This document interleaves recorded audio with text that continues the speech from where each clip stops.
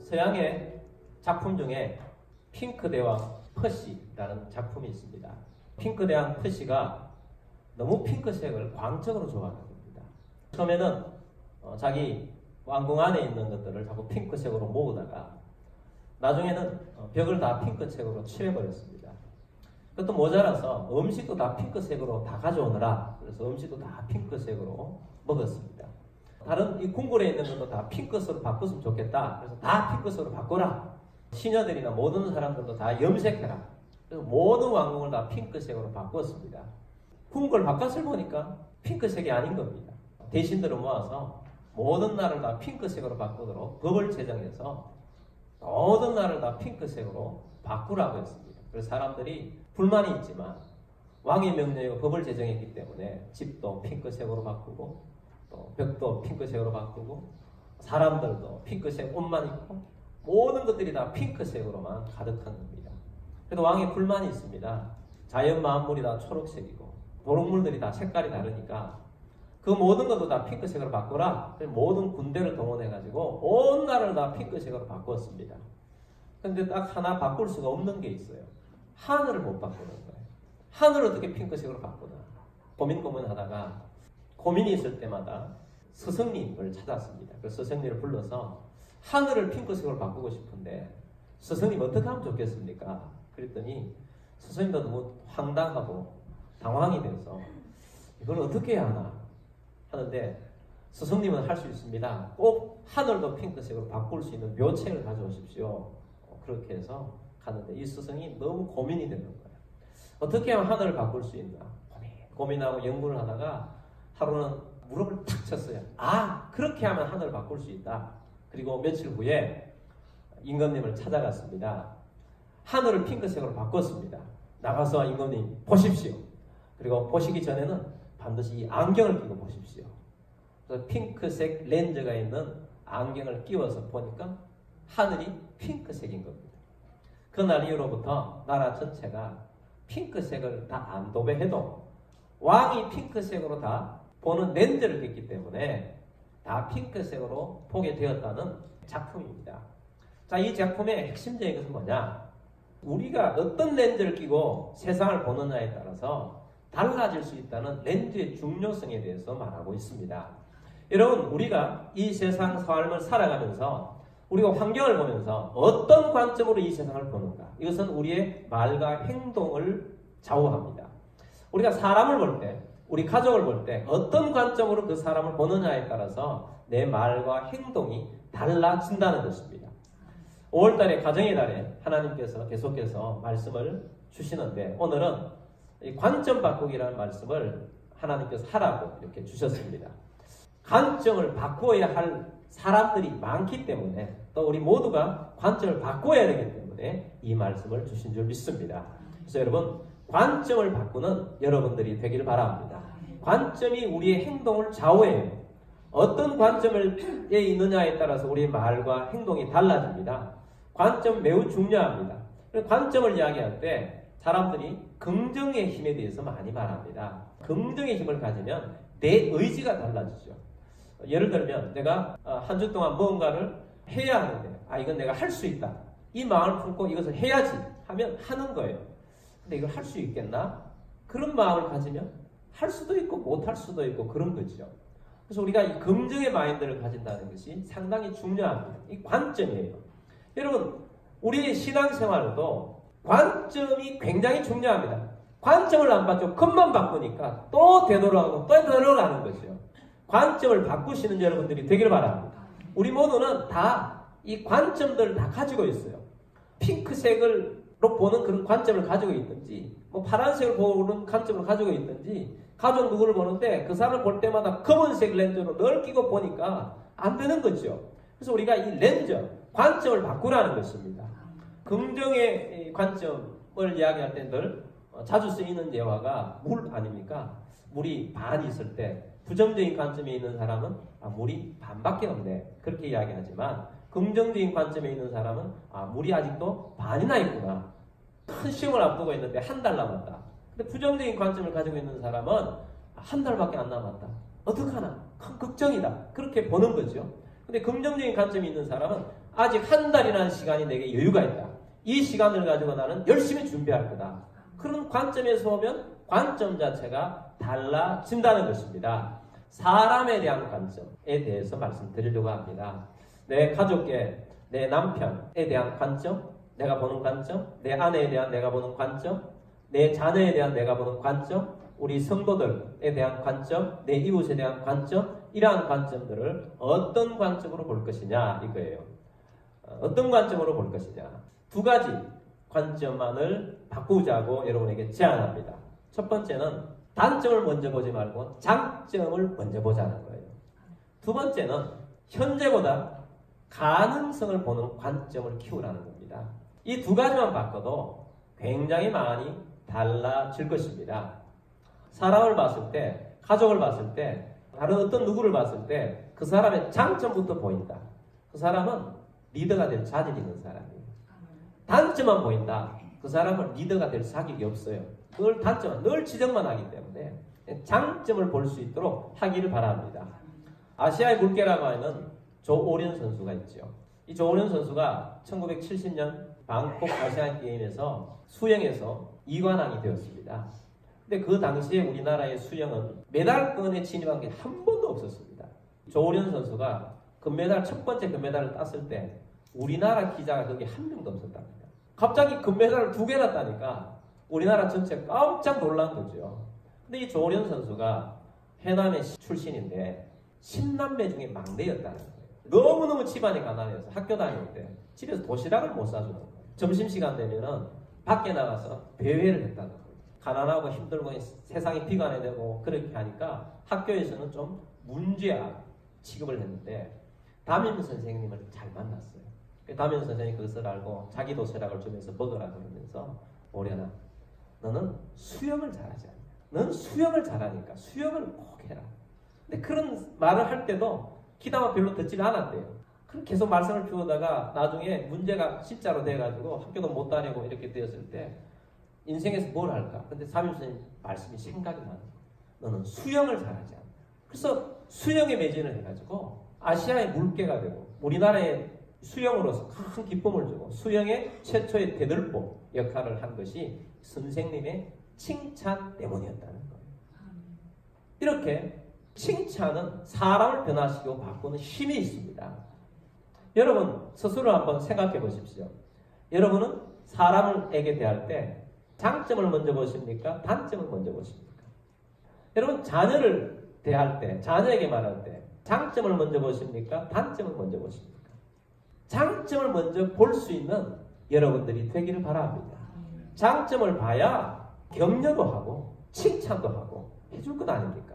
근데 단점이 보이면 한숨만 쉬어지고 스트레스만 받는 거예요. 그 관계가 나빠집니다. 가장 근본적인 관점, 우리의 시각, 이 장점을 볼 수 있는 그런 능력을 키우라는 것입니다. 여러분 사람은 누구든지 완벽하지 않습니다. 여러분 완벽합니까? 나도 완벽하지 않아요. 나도 완벽하지 않은데 다른 사람에게 누구에게 완벽을 요구할 수 있습니까?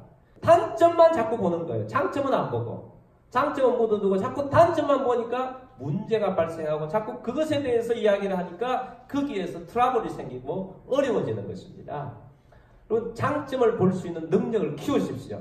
어려워도 꼭 키워야 합니다. 우리 어릴 때 봤던 CF 중에 기억이 나는 카피라이터가 있는데 영양제가 뭔지는 모르겠는데 그 문구는 생각이 나요. 아마 들으면 기억날 겁니다. 개구장이라도 좋다. 튼튼하게만 자라다. 여러분 집안에 개구장이가 좋습니까? 개구장이가 있으면 얼마나 힘들어요. 근데 튼튼하게만 자라다. 여러분 튼튼하니까 개구장이가 되는 거예요. 활발하니까 개구장이가 되는 거고 건강하니까 개구장이가 되는 거예요. 개구장이지만 관점이 뭐예요? 너 튼튼해. 너 활발해. 그런 관점으로 보는 거예요. 근데 그걸 보면서 개구장이, 이 말썽쟁이, 이 오늘도 너는 나를 힘들게 하는구나. 그렇게 보면 그 건강한 걸 못 보는 거예요. 그 활발한 걸 볼 수가 없는 거죠.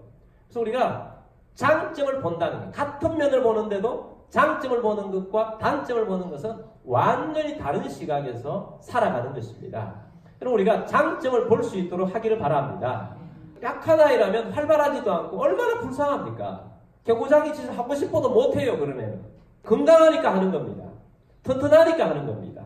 활발하니까 하는 겁니다. 그래서 활발함. 야, 너의 장점은 활발함이야. 너는 대인관계가 좋아.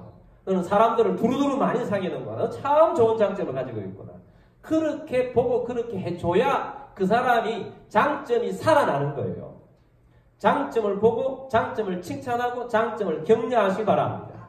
또 부모님의 이 마음을 잘 대변해준 정말 오래된 예화가 있는데 어머니가 두 아들이 있었는데 하나들은 집신장사를 하고 하나들은 우산 장사를 하고 근데 날씨가 좋으면 우산 파는 아들 때문에 걱정이 한짐 또 비가 오면 집신장사하는 아들 때문에 걱정이 한짐 그럼 맨날 걱정이에요. 비가 와도 걱정, 비가 안 와도 걱정이에요.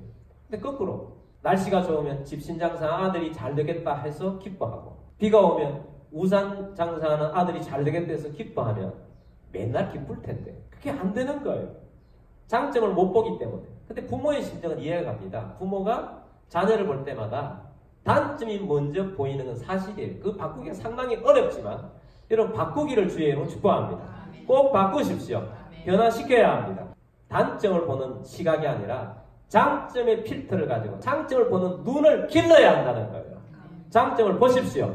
사람을 볼 때 장점을 보는 훈련을 계속 하십시오. 오늘부터 볼 때마다 우리 자는 이런 장점이 있다. 우리 집은 이런 장점이 있다. 훈련을 하십시오. 내 자는 이런 장점이 있다. 내 부인은 이런 장점이 있다. 내 남편은 이런 장점이 있다. 우리 어머니는 이런 장점이 있다. 장점들을 자꾸 보고 훈련을 하십시오. 장점이 엄청난 능력이 있고 장점으로부터 출발하면 뭔가가 일어납니다. 우리 이순신 장군이 훌륭하지요. 이순신 장군이 대단합니다. 이순신 장군을 딱 요약해주는 한마디 말은 마지막 전투 전에 했던 말이에요. 신에게는 아직도 12척의 배가 있나이다. 얼마나 대단한 말인지 몰라요. 보통 사람들은 그렇게 안 봅니다. 지금 우크라이나 감옥에 들어갔다 나왔는데 와보니까 지금까지 해군 국력을 해놨던 걸 다 몰살당하고 12척의 백밖에 없고 그렇게 만들어놓은 거북선도 없어요. 근데 적을 보니까 적은 나중에 싸워서 명랑대전에 적을 싸울 때 몇 척과 싸웠느냐 하면 133척과 싸웠잖아요. 적은 133척인데 나는 12척밖에 없어요. 근데 보통 사람은 이렇게 합니다. 신에게는 지금 12척의 백밖에 없습니다. 그랬다면 싸우러 갈 수가 없어요. 133척에 12척하고 어떻게 싸우나. 지금 관점 자체가 다른 거예요. 12척밖에 없다고 그러니까 거북선도 없고 어떻게 싸우나. 그럼 혹 싸운다 할지라도 도망가게 바쁠 겁니다. 133척을 어떻게 이기나 이거예요. 근데 이순신 장군은 뭐예요? 시인에게는 아직도 싸울 수 있는 12척의 배가 있습니다. 그 12척의 배를 보면서 저 많은 배와 싸워야 할 때는 우리 배의 장점과 내 밑에 있는 군사는 어떤 장점을 가지고 있고 우리는 어떤 무기가 장점이 있는가. 12척의 배로 133척의 배를 이길 수 있는 장점을 보고 전략을 세워서 나가서 싸우는 거예요. 그랬기 때문에 이기는 것입니다. 이런 마인드가 없이 어떻게 이기겠습니까? 이순신 장군이 그냥 머리가 좋아서 이긴 게 아닙니다. 이순신 장군은 여러 말은 좋은데 관점 자체가 대단한 분이에요. 그래서 우리가 이 세상 가운데 살아가면서 이 관점을 바꿔서 살아가는 것이 얼마나 중요한가를 여러분 배우고 익히기를 바랍니다. 관점이 중요해요. 장점 보기를 하십시오. 장점을 봐야 합니다. 예수님도요. 제자들을 뽑을 때 장점을 보고 가능성을 보고 뽑으셨어요. 예수님의 제자 베드로 보십시오. 베드로가 그 당시에 현실만 보고 뽑았다는 안 뽑습니다. 베드로는 처음에 예수님 만났을 때 영성도 별로 없었습니다. 하나님에 대한 관심이 그렇게 있다고 볼 수 없습니다. 진짜 관심이 있었던 사람은 베드로의 형제 안드레였습니다.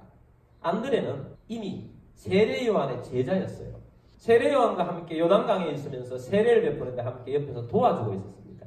근데 어느 날 세례 요한이 예수님이 오신 걸 보고 보라! 세상죄를 지고 가는 하나님의 어린 양이로다. 저분에 비하면 나는 저분이 신발끈 하나도 매지 못할 정도다. 저분이 메시아다. 그리고는 예수님이 오셔서 세례 요한에게 부탁을 하여서 세례를 받는데 하늘에서는 하늘의 음성이 들리고 비둘기같이 성령이 내려 그러한 것을 목격을 합니다. 그리고 예수님이 가시는데 안드레가 저분이 메시아 같다면 내가 저분을 따라야 돼 하고 예수님을 따라가요. 그래서 안드레가 예수님을 따라가서 하루 동안 예수님 말씀을 듣고 함께 교제를 나누다 보니까 이분이 메시아임이 확실하다. 급하게 찾은 사람이 자기 형제 베드로예요. 베드로에 가서 내가 예수님을 만났어. 내가 메시아를 만났어. 내가 메시아를 만났는데 너도 메시아랑 가서 만나보자. 그렇게 데려갔어. 데려가서 예수님과 인사를 딱 시켰을 때 예수님께서 베드로를 보자마자 한 이야기가 있습니다. 요한의 아들 시몬아, 너는 앞으로 반석이라고 불리지게 될 것이다. 이 반석이 베드로입니다. 너는 베드로라는 이름으로 불려지게 될 것이다. 그렇게 말씀해 주셨어요. 예수님이 이 베드로를 봤을 때 베드로의 지금 현실은 반석이 아니에요. 그냥 어부예요. 학식도 거의 없습니다. 근데 예수님께서는 이 베드로의 장점을 보신 거예요. 베드로의 가능성을 보신 것입니다. 너는 앞으로 반석이 될 수 있는 자질이 있는 사람이다. 이렇게 본 거예요. 그때까지도 여전히 베드로는 영성이 없었습니다. 그리고 그 이야기를 듣고 집으로 돌아가서 계속 어부 생활을 합니다. 6개월 동안 그렇게 했어요. 어느 날 예수님께서 새벽에 갈릴리 바다 쪽으로 오는데 베드로가 검을 씻고 있는 현장에 오셨어요. 베드로야, 내가 네 배에서 말씀을 전하겠다. 그리고는 예수님께서 베드로에게 깊은 곳에 가서 검을 던져라. 그렇게 하시고 예수님께서 너는 나를 따르라. 예수님 부르셨어요. 부를 때까지 베드로는 예수님에 대한 큰 관심을 가지지 않았던, 영성이 부족했지만 베드로가 얼마나 영적으로 앞으로 뜨거워질 사람인 줄 예수님께서 그 가능성을 보시고 베드로를 발탁했다는 거예요. 예수님께서는 사람을 보실 때 장점을 보시고 가능성을 보고 픽업하십니다. 그 예수님께서 이 베드로를 마지막 순간에 베드로에게 접근하신 그 말씀이 정말 위대한 말씀이에요. 요한의 아들 시몬아, 네가 나를 사랑하니? 내가 예수님을 얼마나 사랑하는지 예수님께서 아시지 않습니까? 그래, 너는 내 양을 먹이라. 예수님 그 말씀을 하셨는데 그 이전에 어떤 일이 있었습니까? 예수님이 잡혀가셨을 때 베드로가 뒤따라갔다가 그 대제사장 집에서 예수님이 신문 받고 있는 그 현장에서 누가 베드로 알아보고 너도 저 제자다. 베드로가 겁이 나서 나는 저 사람을 모릅니다. 절대 모릅니다. 성경에 보니까 저주하며 맹세까지 하면서 나는 모른다고 부인을 3번씩이나 했었습니다. 그렇기 때문에 그 갈릴리 바다에서 예수님을 다시 만났을 때 베드로가 말을 못하는 거예요. 할 수가 없습니다. 제자들도 다 도망갔기 때문에 예수님 앞에 아무 말을 못하고 있습니다. 그때 예수님께서 베드로에게 던진 말씀이 요한의 아들 시몬아, 내가 나를 사랑한다. 베드로에게 지금 끄집어낼 장점이라고는 다른 게 없어요. 내면에 숨어있는 네가 지금 나를 사랑하고 있다는 것을 끄집어내주는 거예요. 사랑한다고 해서 배신하지 않는 것 아닙니다. 사랑하면 일반적으로 배신 안 하겠지만 사랑해도 배신할 수도 있어요. 자기 목숨 부지하기 위해서 부인할 수도 있어요. 여러분 어떤 경우에는 내 남편이, 내 아내가, 또 내 자녀가 나를 정말 사랑하지 않아서 이런 행동을 하는구나 그렇게 생각할지 모르지만 그렇게 너무 그런 잣대로 보지 마세요. 사랑하지만 그런 행동을 할 수도 있어요.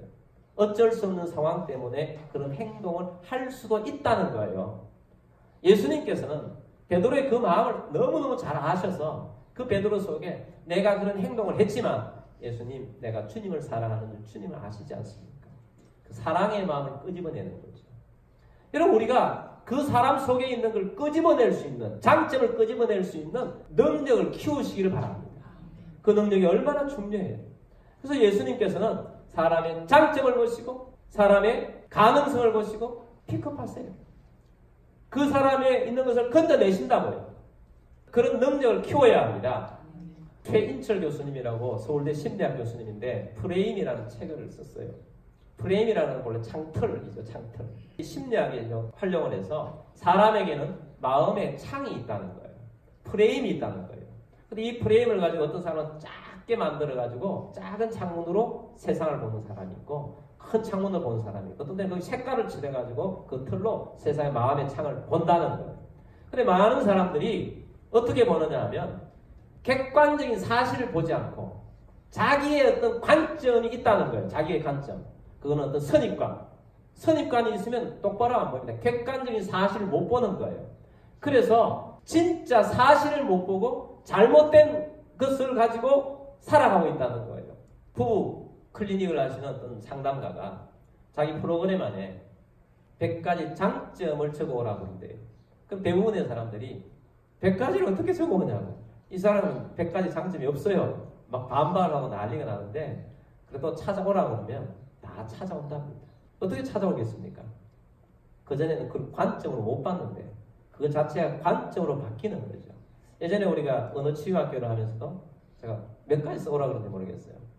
10개 쓰라고 그랬죠. 10개.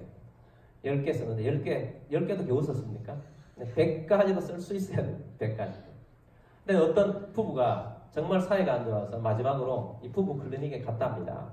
상담을 쭉 하다가 100가지 장점을 써오라고 그러니까 아니 선생님 지금까지 이 사람이 어떤 사람을 내가 그렇게 하게 했는데 장점이라고는 없어요. 차라리 단점 100가지를 적어라. 나는 200가지도 적겠습니다. 그렇게 막 항의를 하는 거예요.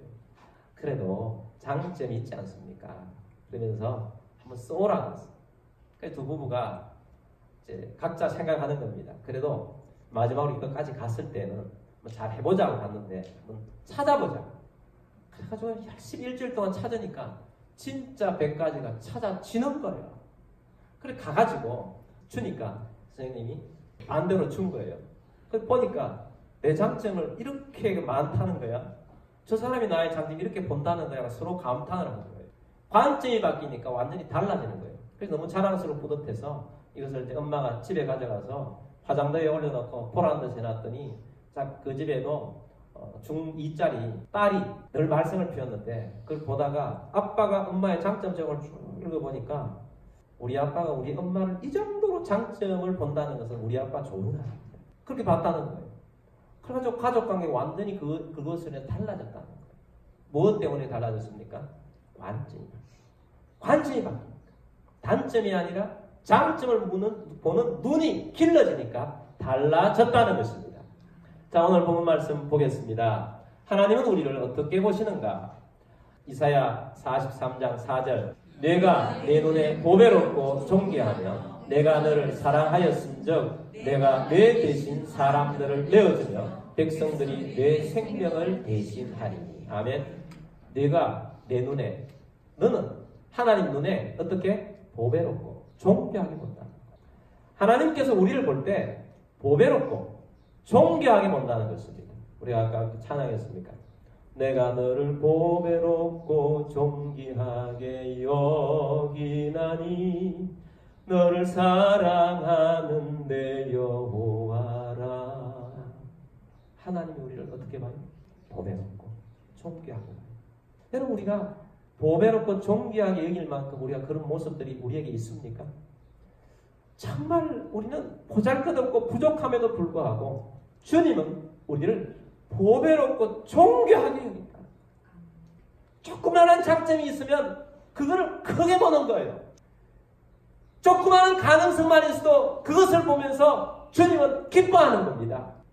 출애굽기 19장 5절 말씀을 보면 세계가 다 내게 속하였나니 너희가 내 말을 잘 듣고 내 언약을 지키면 너희는 내 민족 중에서 내 뭐가 되겠고? 소유가 되겠고. 자, 여기 이 소유라는 단어는 보석이라는 단어예요. 여러분 보석이 있으면 정말 귀중하게 여깁니다. 아낍니다. 하나님께서 우리를 어떻게 보신다고요? 보석으로 보세요. 보배롭고 존귀하게 여기십니다. 주님은 우리를 이렇게까지 여기십니다. 그러면 여러분 우리의 시각이 주님의 시각으로 사람을 볼 수 있게 되기를 바랍니다.